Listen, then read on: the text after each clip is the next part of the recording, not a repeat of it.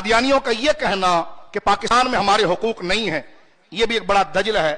مجھے بتائیے اگر کوئی برطانیہ میں رہتا ہو اور اس کی آئین کو نہ مانے، کوئی یونائٹڈ اسٹیٹ امریکہ میں رہتا ہو اس کی آئین کو تسلیم نہ کرے، کوئی یورپ میں رہتا ہو اس کے پارلیمنٹ کے آئین کو قبول نہ کرے، وہ ملک کا وفادار ہوگا غدار ہوگا؟ اس کو ملک میں رکھا جائے گا کہ نکالا جائے گا؟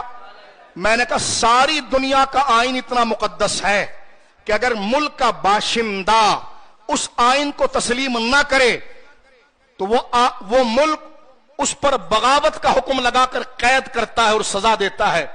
تو یہ ظلم صرف پاکستان پر ہے کہ ایک بندہ پاکستان میں رہے اور پاکستان کی آئین کا انکار کرے، پاکستان کا آئین کہے کہ قادیانی گروہ جو ہے وہ مسلمان نہیں ہے اور وہ کہے ہم اس کو نہیں مانتے ہیں، ہم مسلمان ہیں، اور ہمارے سمجھدار سیاستدان اور پسے پردہ کچھ بیک ڈور کے لوگ ان کی حفاظت کریں، تو بتاؤ یہ غداری نہیں ہے؟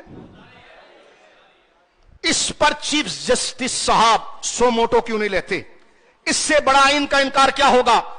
آپ کی شان میں ذرا نچلے درجے میں کوئی بات کر دے تو عدالت حرکت میں آتی ہے، آنی چاہیے، عدالت کے تقدس کو ہم تسلیم کرتے ہیں ملک کی سلامتی کے لیے، لیکن جو سرے سے آئین ہی کو تسلیم نہ کرے اور کہے ہم اس کو مانتے نہیں، آئین ان کی جو پوزیشن ڈکلیئر کر رہی ہے اس کو تسلیم نہ کرے، تو چیف جسٹس صاحب کا اور کیا کام رہ جاتا ہے؟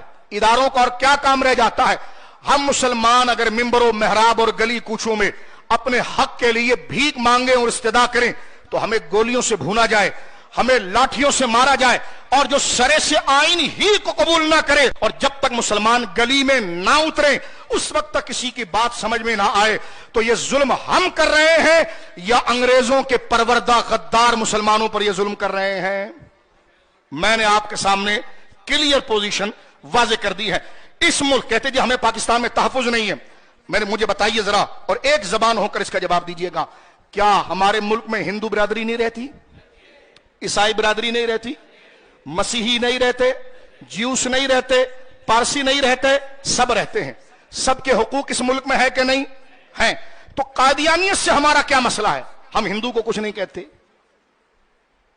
ٹھیک ہے؟ جو ملک نے ان کو حقوق دیا، ظاہراً بات کر رہا ہوں شرعی زبان سے ہٹ کر سطحی بات پر جو آپ کا ذہن ہے، مسلمان مسیحوں سے نہیں الجھتا، جیوس سے نہیں الجھتا، پارسیوں سے نہیں الجھتا، سکھوں سے نہیں الجھتا، تو ذرا دیکھیں اگر مسلمان انتہا پسند ہے تو صرف تیرے سے کیوں الجھ رہا، ان سے نہیں الجھ رہا؟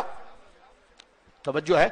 اس لیے کہ ہمارا اور ہندو اور سکھ اور عیسائی سے شناخت اور آئیڈینٹی کا مسئلہ نہیں ہے، ان سے ہمارا مسئلہ ہے کیونکہ یہ مومن نہیں ہے۔